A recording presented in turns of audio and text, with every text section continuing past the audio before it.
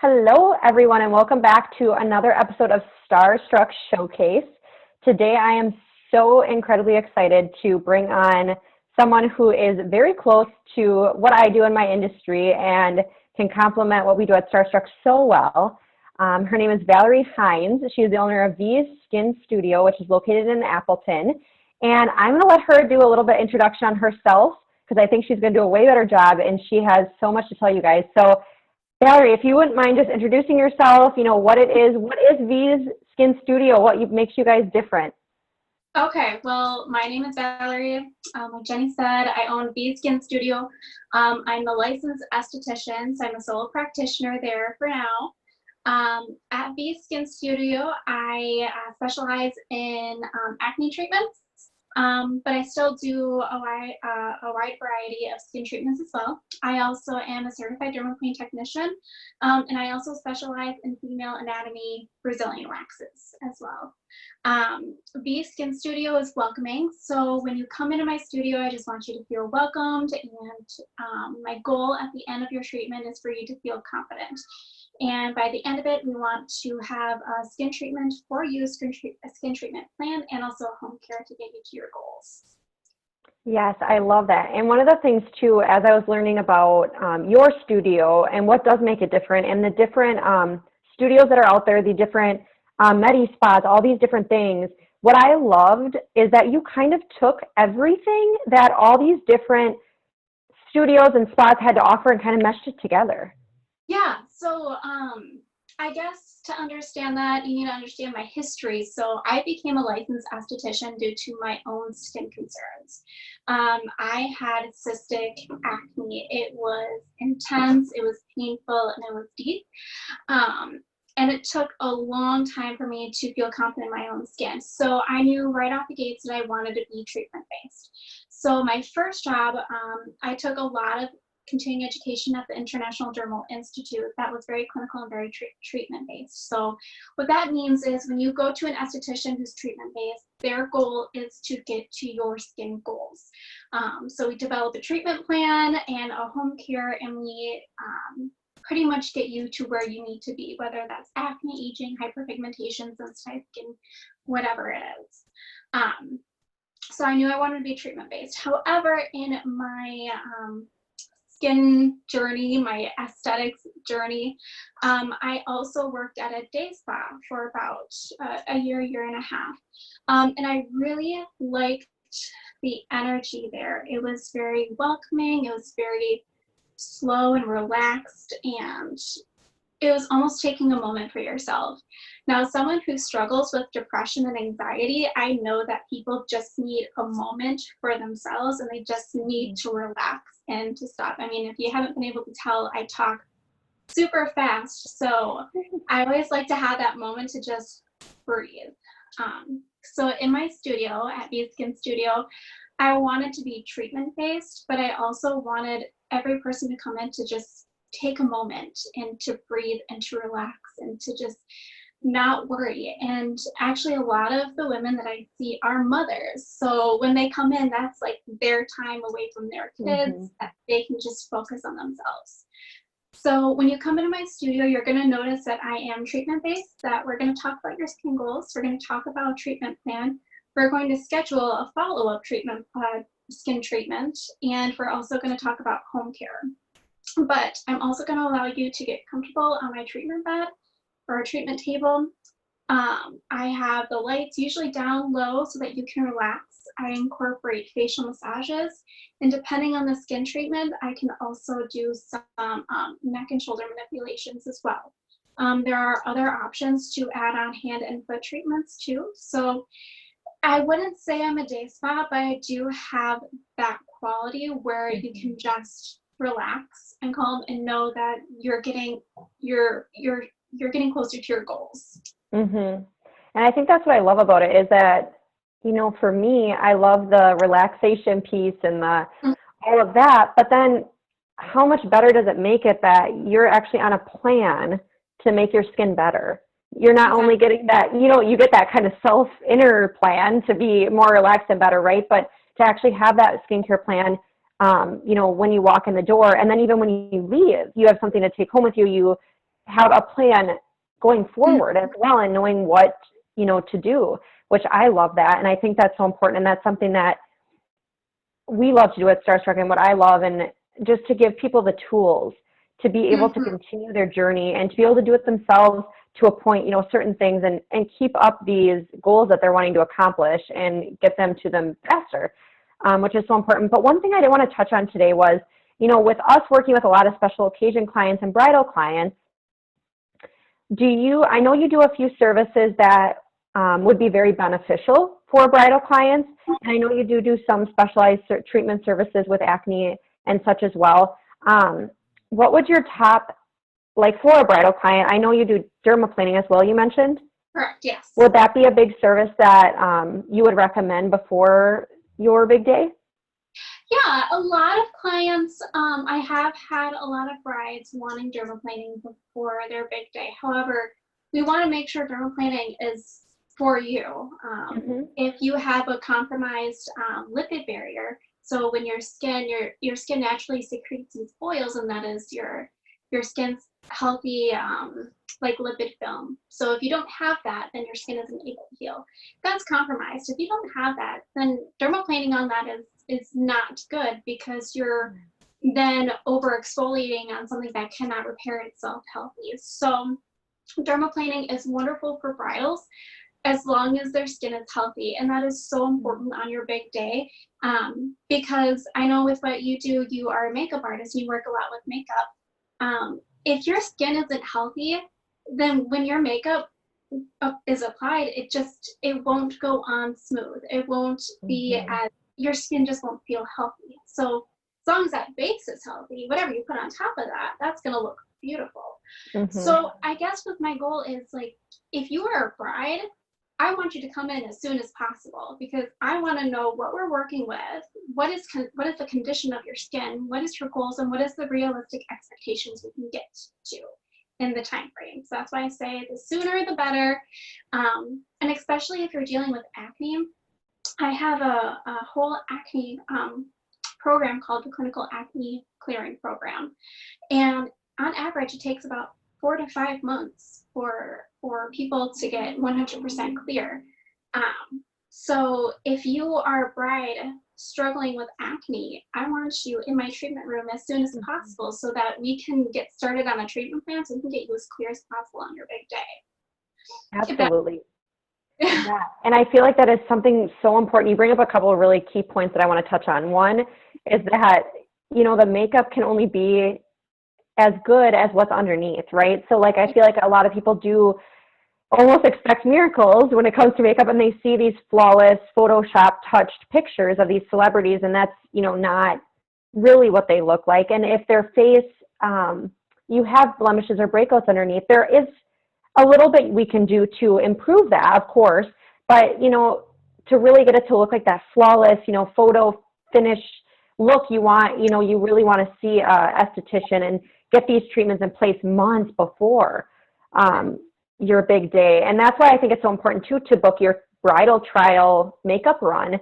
I like to do it anywhere from 3 to 6 months, sometimes even a little further out, just because then I can send recommendations to people such as Valerie to get you to where you want to be. So you are exactly who you want to be, and confident and feel beautiful, for your big day. And that's so important. And the other thing I really love that you said was that you did not, dermaplaning isn't for everyone. And I think as we're listening to this, that is so key, that you truly will do what's best for those clients, and will figure out that treatment plan. And, dermaplaning was something that I know a little bit about, but not too much. I don't obviously do any skincare treatments, but it was always something like, oh, I'd like to do that. That'd be fun, a good treatment for me, but I don't know, and that's why it is so important to get that consultation and figure out, where your skin is at. What does a good treatment look like? Do we need to work on your skin before that and then do a dermaplaning treatment, down the road? That maybe we can get to that point. And I think that's really key, that you just really take everything's custom, it sounds like, with what you do. And that is so wonderful, because I think there's so many times where people are like, oh, just schedule a dermaplaning, and that's just what they just do it. It doesn't matter, what their skin's like. estheticians is that we go to school to learn about the epidermis of the skin, because that's really where your skin is going to glow. That's where that beauty comes, is that epidermis. And that is where we're able to treat. And we treat that using ingredients. So we need to have a good understanding of ingredients and how that's going to heal the skin. And it's customized, it's different for every single person. For example, I had a new client who was doing, we did an online consultation, and she's actually a bride. She's going to be a bride this summer. She had some breakouts. However, she had more dry skin, but the key factor is she was allergic to a bunch of different things, specifically nuts, but certain, like, different types of nuts and raw apples. Now, when you know ingredients and raw apples, right? Yeah. It's specifically raw, not cooked. So Okay. I heard that, like, what I was prescribing to her to use didn't have raw apples and didn't have nuts, but the specific nuts that she was allergic to, I think it was macadamia nuts and kukui nuts, which was, yeah, exactly. Interesting. So I spent about an hour researching the ingredient decks of the skincare lines that I was able to use and send her. And I had to be creative with her skin concern and her skin condition. I had to look into alternative ingredients to use on her skin to reach her goal. Ultimately, I did get a skin regimen down, but malic acid is an acid that's used in acne, but also with hyperpigmentation. Well, malic acid is derived from raw apples, so I couldn't use that. So you have to change it, and you have to be, and I couldn't use mandelic acid on her as well because that is derived from almonds. So it's very interesting. Very creative. So being an esthetician, especially having your own personal esthetician, that is your own skin guru. We are going to listen to your needs, but also we're going to dive deep into what you're allergic to, what works with your skin, and what doesn't work with your skin. Yeah. We're going to leave notes too. So it's so much different than just reaching out to your friends and being like, hey, what skincare line should I use? Because it's much more in depth than that. Skin is so complex, and us estheticians, I did 600 hours on education for the skin and ingredients, plus more after I graduated and got my license. Yeah. So it's so complex. Yeah, and I know there's certain ingredients. I know a little bit going for cosmetology, not nearly what, studied being an esthetician, but just kind of a few basic things, and kind of can point them in the right direction, I think, for the most part, and then send them to specialists like you to get the deeper, treatments and things like that. But just knowing what ingredients even can penetrate different levels of the skin, and like you're talking about, and there's just so much to it. But that is really interesting. Now that makes me want to go research all different ingredients and be like, what is that? Yeah, also, not only do you have to look at active ingredients, but you also have to look at inactives too. So skincare products are complex than what people think. Some people just look at a bottle and it says like, oh, it has aloe, shea butter, and whatever else. But you also have to look at the small ingredients too. And it's different for each person and what your skin will work well with and what it doesn't. Sometimes it takes some time probably to figure that out too. Precisely. And what works and what doesn't work. But I did want to ask a quick question on the treatment plans that you have, and we'll dive a little bit into the acne plans specifically because I think that's really important. But what does a typical plan look like? Like if there was a bride, or even for the average person that would come in, what does that treatment plan look like? Is it 3 months, 6 months, a year, years? I mean, what I know everyone will probably be a little bit different. That is so hard to answer because everyone is going to be so different. If like for an example, like if their skin is good, like if they don't have any problems with their skin, they don't have any active breakouts, maybe they have some dullness going on, usually we'll just do a treatment plan to exfoliate their skin. Now, you on average have a new layer of skin every 28 days. That is when the top layer and the epidermis sheds off, and then those bottom layers come to the surface. That's why it's recommended to get a skin treatment every 28 days to help shed off the dead layers that didn't shed off naturally, but also treat the new skin. As you get older, that process slows down. So that being said, it's professionally recommended to get skin treatment every month to treat that new skin, especially if you have dullness or dryness. So at a minimum? At a minimum, yes. Okay. I do have some clients who come in every 3 months because it's just not, they don't have as much of a concern for it. Mm-hmm. Or maybe it just fits financially in their budget or in time. That being said, in Wisconsin, it is so incredibly important to see your esthetician after every season because your skin regimen in the summer is going to be different versus in the winter time. Yeah. So at minimum, every 3 months, but it could be as early as every 2 weeks, especially with my acne clients, is every 2 weeks. Awesome. So I love that you will work with obviously their time and their budget as well on top. You take that into consideration, when you're, putting this plan together. It's something that's going to be feasible for them, which I think is so important. And so that's awesome. And I do want to jump into Acne Treatments because after talking with you a little bit, I do feel like we come from a very same place, which I love. And it's something that I recommend my clients when it comes to acne is actually really digging deep and really figuring out, like you were talking about with the ingredients, but not only ingredients, but what are we putting in our body? What are we putting on our body? What are we eating? What are we drinking? All these different things that could potentially have an impact on their acne or why they're having acne. I do feel like a lot of it is internal, if it's hormonal, if it's digestive, if it, a lot of these things, and also genetic. So if, when it comes to that, what are your action plan, so to say, for your acne treatment? Although we do know everyone's going to be a little bit different, but where do you start, I guess? Well, with acne treatments, this is where it comes a little bit more black and white. With any other skin treatments, it entirely depends because, it could be different. It could be hyperpigmentation, sensitivity, dehydration, or dryness, which before we go into acne, I do want to say dryness and dehydration are two different things. So you're shaking your head because yes.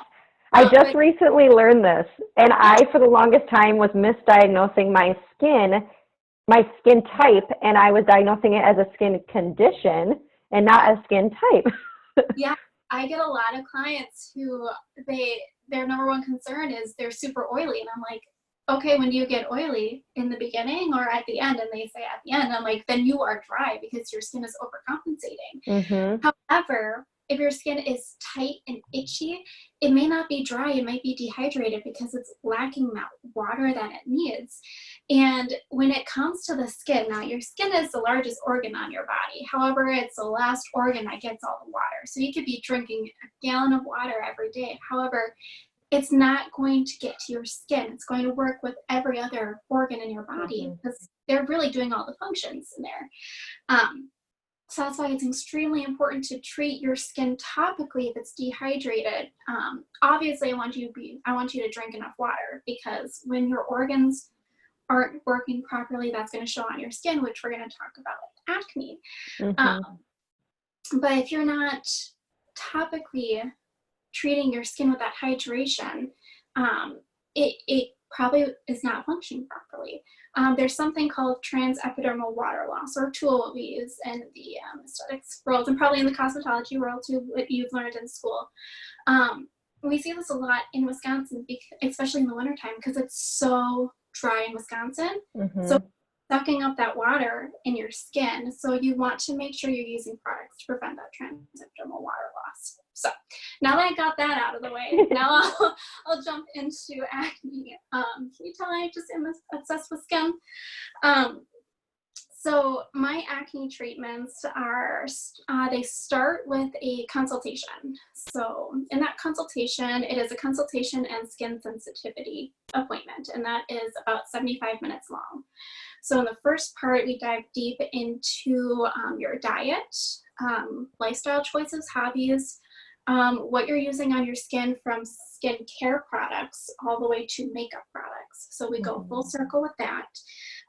And also medications, because certain things can cause acne, like certain birth controls. So we go through what medications you're using and how that can affect your skin. Once we are done diving deep, then we'll go to my treatment room, and then I'll do a skin analysis, look at the condition of your skin, see what's going on, and also we'll do a sensitivity test, depending if your skin is in the correct condition, if it's healthy. If your skin is impaired, so if it's dehydrated, if it's overexfoliated, if you're using certain topical products or you're on certain medications, we may not be able to do that sensitivity test. But if everything is good, we'll do a sensitivity test to see where we should start off with home care.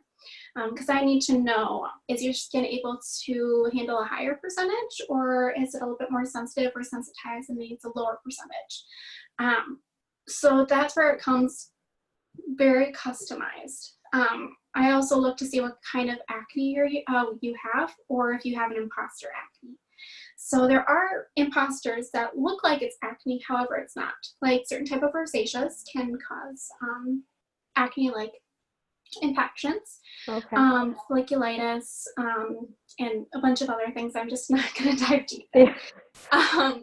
So what I'm looking for is condition, acne type, the severity of the acne. So if you have non-inflamed, inflamed, or combination, and if it's mild, moderate, or severe.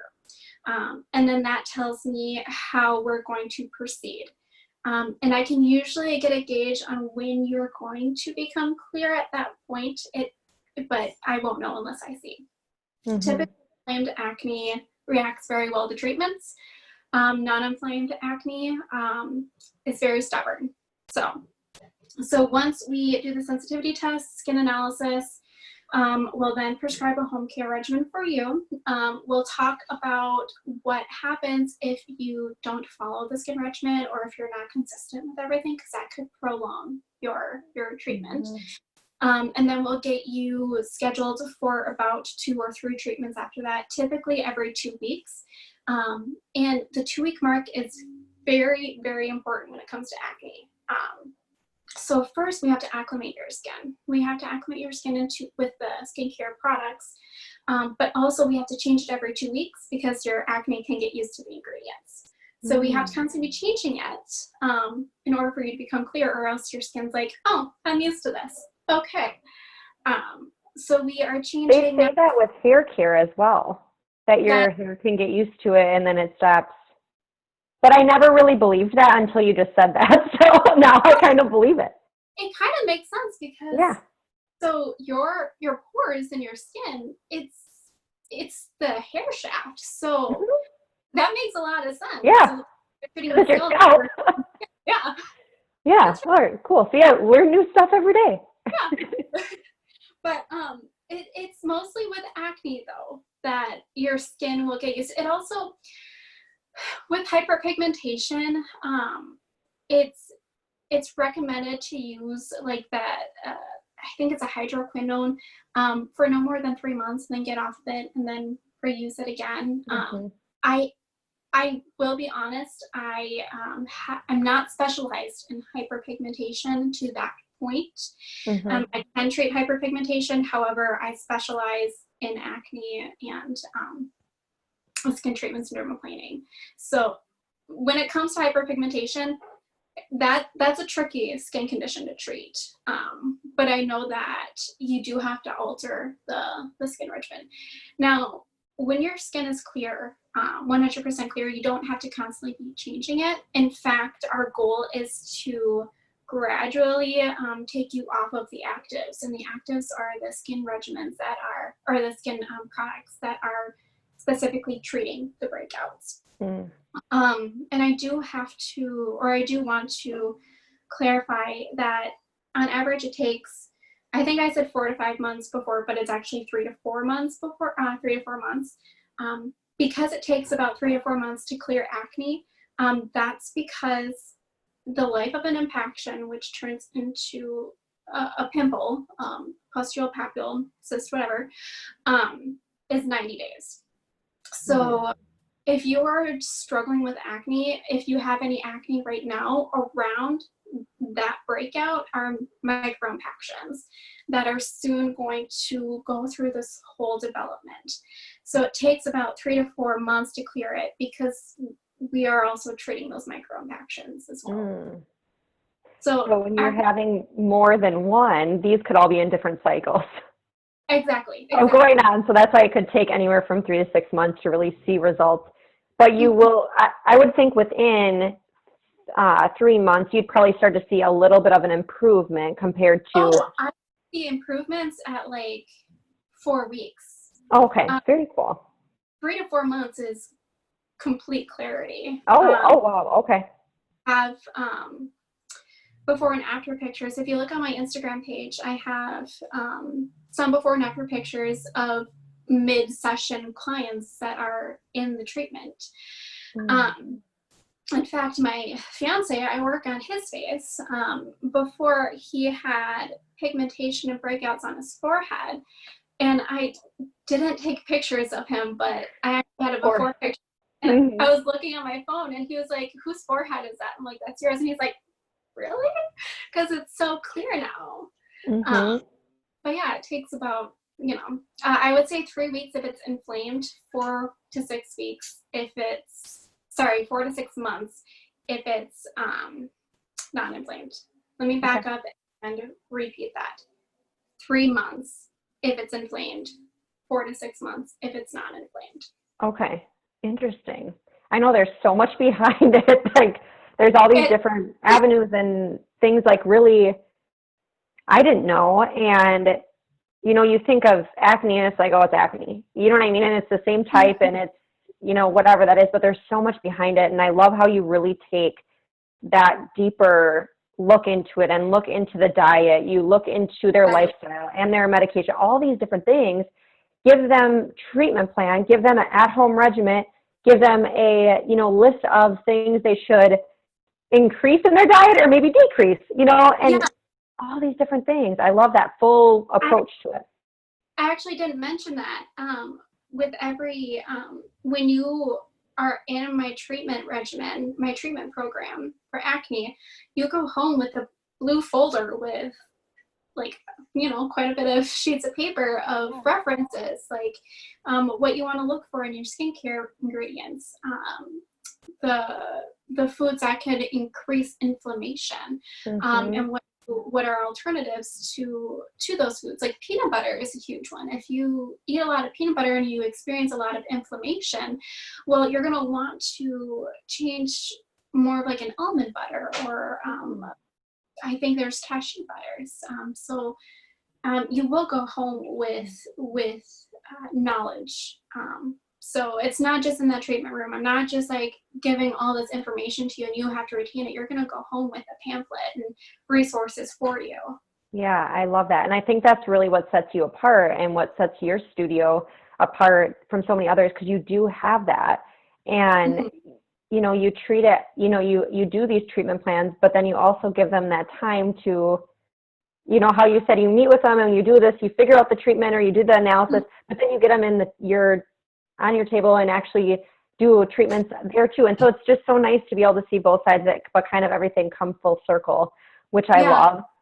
I wanted to kind of switch gears just for a little bit, we'll kind of finish up here but with this topic, but I want to talk briefly about waxing, because that's a service that you provide. And I feel like it does go hand in hand with skincare. It is, with that, and knowing there's definitely a lot of really good waxers and not so good. So when it comes to, I guess really, I want to say special occasion bridal clients, but really it could be anybody. I mean, you could be going on vacation, you could be doing anything, getting ready for our beautiful summers in Wisconsin. I don't know, going on the beach. But when they come in for a wax, do you just do specialize in just one wax, Brazilian, or do you do? I do full body Brazilians, or do full body waxing. Full body waxes, okay.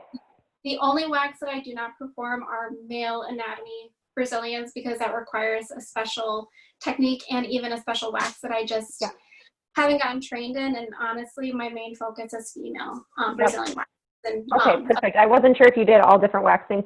So very cool. So what for a plan for that, what do you typically, obviously when we know you're coming to you is going to be a very easygoing and you're going to make a very comfortable experience, because a lot of these waxings, no, like anywhere besides your face, can be, you know, a little bit uncomfortable. And we could probably talk a whole nother episode about waxing, but what does that look like for you? Is it something that they can just book and they come in, or should they come and have a consult with you before?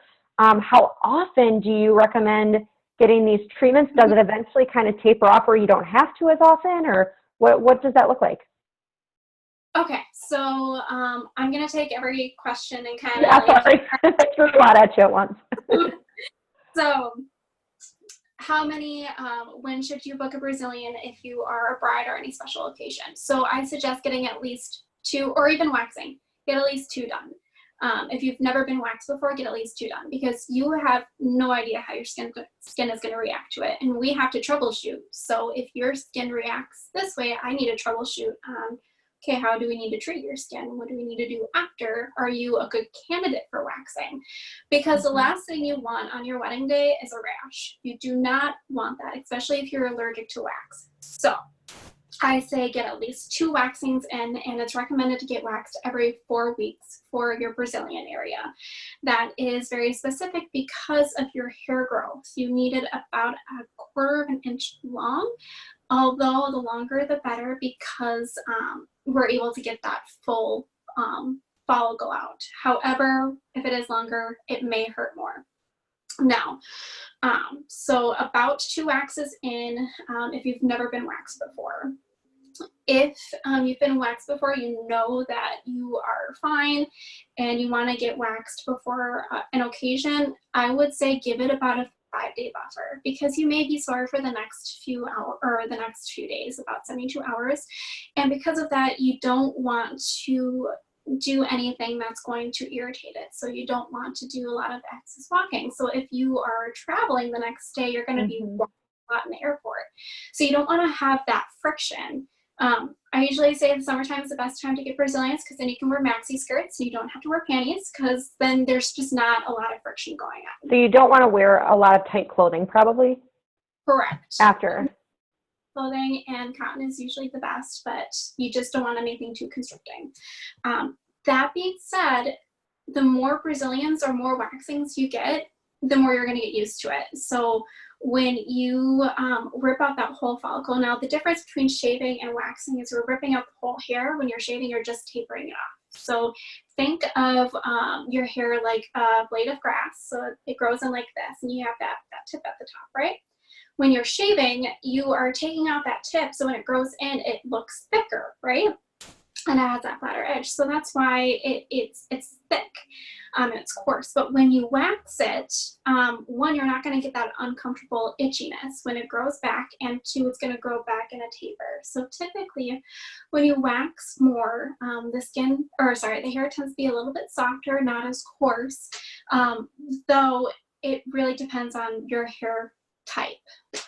And it also depends, if you have really curly hair, you could be more prone to ingrowns, which then that requires a whole new set of treatments, because we want to treat your skin with ingrowns too. I do want to touch base on why I specialize in Brazilians, because I did not become an esthetician to wax people. Like, that is not why. And it was actually specifically Brazilians that I got interested in, which a lot of my family members think I'm crazy for. But I think the best part about Brazilians is having that relationship with my client. I like being that person that they trust, and they know that they're not going to be missing any body parts if they leave my room. Like, they know that they're in safe hands. And I feel a lot. I know I might sound crazy, but I feel people's emotions. So I feel when you're uncomfortable. I feel when you're scared. I feel it. It's kind of hard to explain unless you have it too, or you experience it. But I joke with my clients that I feel like my name should be Helga with like the horns on my head with a Russian accent, because I'm just waxing people and I feel so bad at like, because I know that they're uncomfortable. So I try to make it as comfortable as possible through conversation, through being funny, through asking about their life. And I've had a lot of good results with that, because people are comfortable. They know that they're not going to sit there with an awkward silence with their pants off, and you're vulnerable. Yes, it is a very odd experience, and that's why I feel like you do have to find the right person that you're comfortable with, and the right atmosphere as well. The right the right atmosphere, the right person, and all of that really has a lot to do with it. And the technique is very big too, because like you said, it can go very good or very bad depending. You hear horror stories, and they don't have to be like that.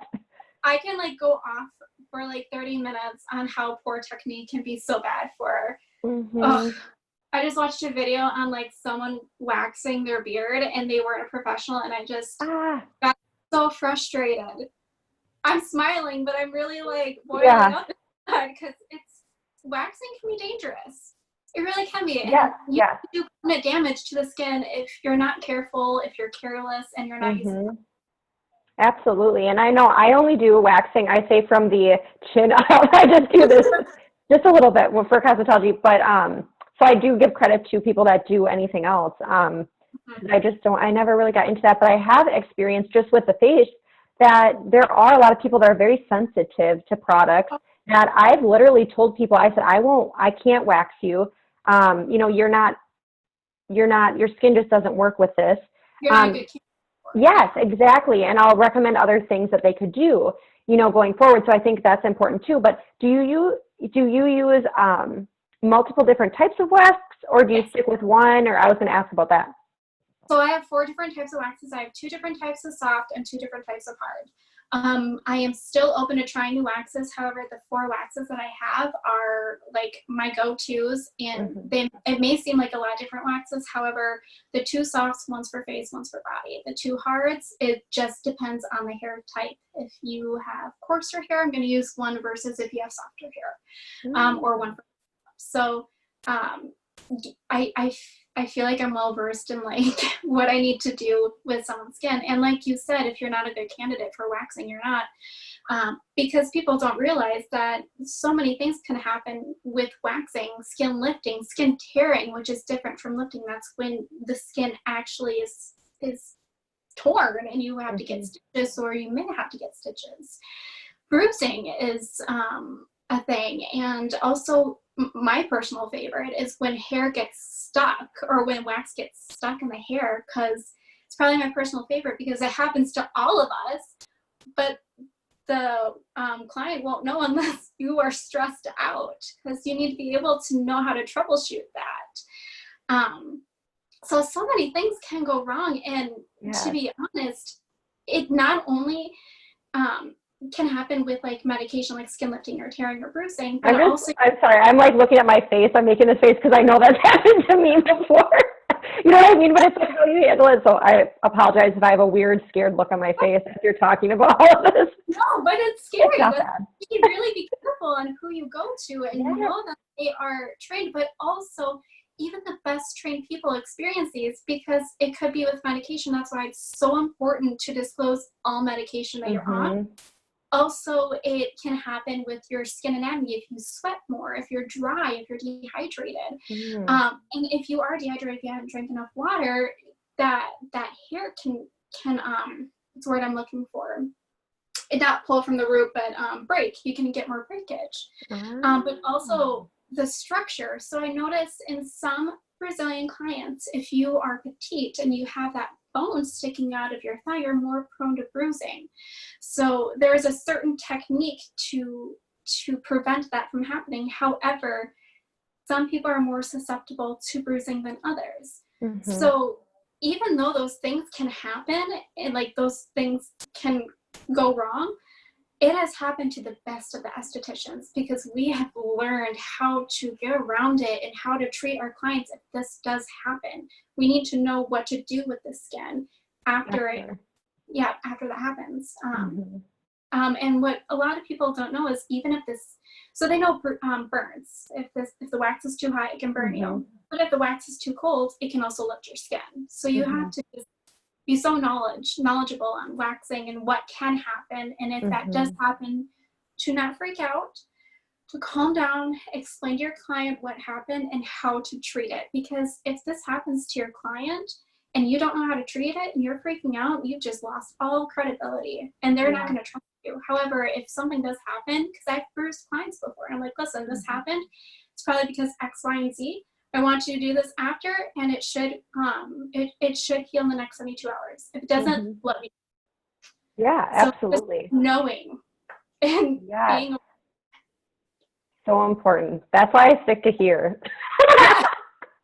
No, and I just do it on my regular clients like that come to me for hair. Like I've been doing them for a long time. I usually don't take any new clients for that.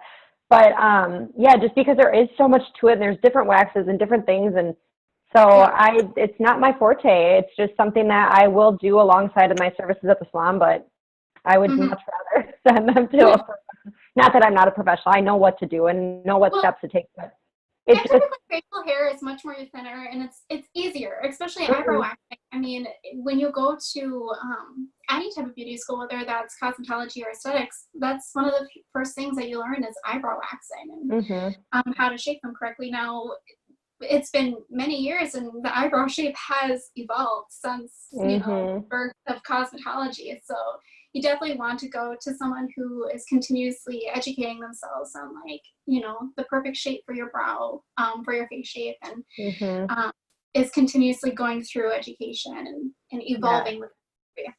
Absolutely. I'm glad that the bushier eyebrows are coming back because that's what mine do automatically. I honestly am not growing anything in my eyebrows because I'm just trying to grow them out because, I mean, I was raised with a woman who over tweezed her eyebrows and that's what I thought. So it took, and here's the thing, when you over eyebrows, it could take about 2 years for your eyebrows to grow in. So that's why you just need to leave it alone and trust your whoever it is, whether it's a cosmetologist or your esthetician. I know I have a few eyebrow rehab clients, I like to call them. Yes, there are. Well, I think this was great topics. We covered a lot. So, I'll post this out and feel free to go back and rewatch. And as you guys are watching this, because there's so much great information and just tips and tricks and things to listen to and what to look for when you're, even looking for a new esthetician or whatever that looks like. But I really think that if you guys are watching this and this interests you, that you should go see Valerie at V Skin Studio. That would be my personal recommendation. But if they were wanting to do that, Valerie, where could they find you online? Your website or social media? What does it look like? So my website is vskinstudio.com. So just V as in Valerie, skinstudio.com. I am also on Instagram and on Facebook. My handle is at vskinstudio. Wonderful. Awesome. So check her out, like her pages, share stuff. And of course, you can book appointments and check her out and book consultations, which is, I'm guessing, the first step to most of your appointments would be to book a consultation and have that conversation. I know you do also those virtually as well. So, but just having that conversation and talking about it and figuring out where you're at, where you want to be, what are your goals? What are your skincare goals? What are your waxing goals? Whatever it is, have that conversation, open it up, and that's where I think the first place to start really is. So important. So thank you so much for coming on and chatting, and I wish you all the best. I'm so excited. I really need to, speaking of that, book a consultation and come in for some treatment. So we'll have to schedule that once we are up and going to be able to do that. But I did want to leave with one question that I like to ask everybody when we finish up. Okay. So if you were stuck on a deserted island and you would have everything possible besides beauty products, what would be the one beauty product you would have with you? Sunscreen. 100%. 100%. Is there a certain type of sunscreen? I liked topical sunscreen. So physical sunscreen usually has zinc oxide because that helps with the redness in the skin. Okay. And because it's not, it's usually safer, especially if you struggle with melasma, which is a certain type of pigmentation. It doesn't trap the heat in the skin. So I like that physical sunscreen. Wear your sunscreen. It's so important because there's things called free radical damage that is caused by UV rays, which is from our sun, that causes like premature aging, sun damage, like hyperpigmentation, or even skin cancer. So if you want to stay young and youthful and prevent those sunspots, then use your sunscreen, 100%. Quick question before we take off, to do with sunscreen, I'm pulling this out, but I know a lot of times, like I hear this as a very common thing being said about sunscreen is like, or about sun damage, is you've done most of your sun damage when you were young. Would you still recommend people using, obviously, sunscreen, do you think you can still do preventative care even if you feel like you've done a lot of that damage already, or what? Absolutely, 100%. Yeah. You can always prevent further damage. Mm-hmm. I didn't always know I was going to be an esthetician. So in my high school years, I was going out with baby oil and, baking in the sun. Yep. I'm not proud of it, but I did it. And I was doing, the tanning beds. And I know that you don't see it on me now. I'm 26. But in my 30s, you're going to see that damage that I did in my teens. So that's why when you are in your 20s, it is imperative to start treating your skin and working on your skin. However, when I'm using sunscreen now, I'm preventing further damage. So it's always important to wear sunscreen, whether like you've already had that damage, you want to prevent it further. Yeah, absolutely. I don't think there's ever a time where you can't start your, if you feel like you're too old to start a skincare regimen or routine, I think, It's true to say that it's easier to prevent and maintain rather than to correct. However, correction is not impossible. Yeah. There is always a way to correct it, whether it's through aesthetics work, what I can do in my scope, or if you have to go to like a medical doctor, dermatologist, or a plastic surgeon. And I know, like with my clients, I am 100% open and transparent with them. If I can't help them with something certain, I will try and find a way to help them, whether if it's not through me, it's through someone else. Because absolutely, skin health is so important, and with every person who comes in, I want them to feel comfortable in their skin. That is our number one goal, is to feel comfortable in your skin through skin health and education. Yes, I love that. Thanks. Awesome. So I think that's a great place to leave off, because I think that's awesome. Okay. So be sure you guys check out Via's Skin Studio in Appleton. Check her out on social media, on website, all that good stuff. But thank you again for tuning in, and we will see you guys all soon. Thank you for having me. Absolutely.